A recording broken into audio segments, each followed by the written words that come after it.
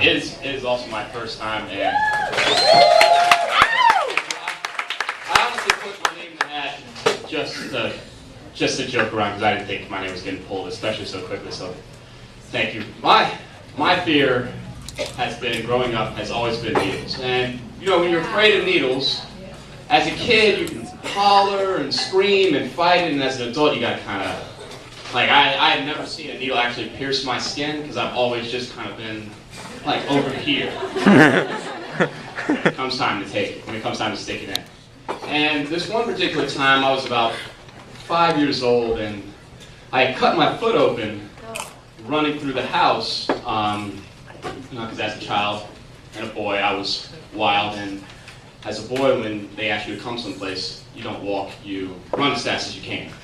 So I was running and there was a cut on the tile and I cut my foot wide open and I'm kind of limping around the room, there's blood everywhere, and it comes time to take me to the hospital and get stitched up, which of course means needles.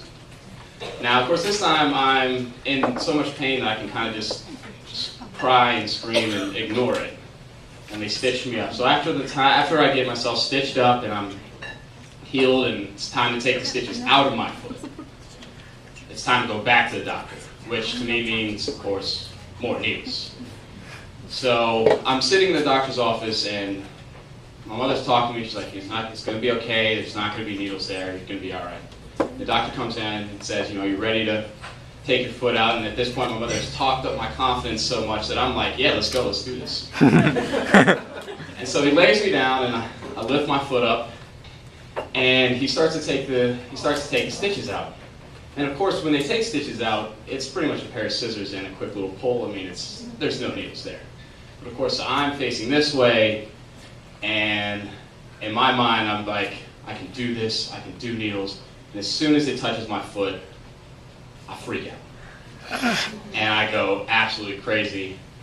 And I am screaming and hollering, and I'm calling God at this point. And as a 5-year-old, I'm saying, you know, please take me. Anything to get me out of it. Anything to get me out of this shit. But at the same time I'm screaming and hollering, I'm not crying because it's not hurting. So I'm just hollering for no reason. And so after everything gets done, the doctor patches me up. He's got this horrified look like he has just killed me.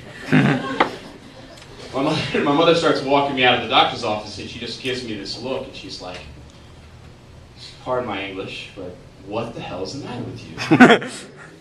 And I try to explain that, you know, there was needles and I got scared and I'm sorry. She just looked at me, she goes, Billy, there was no needles.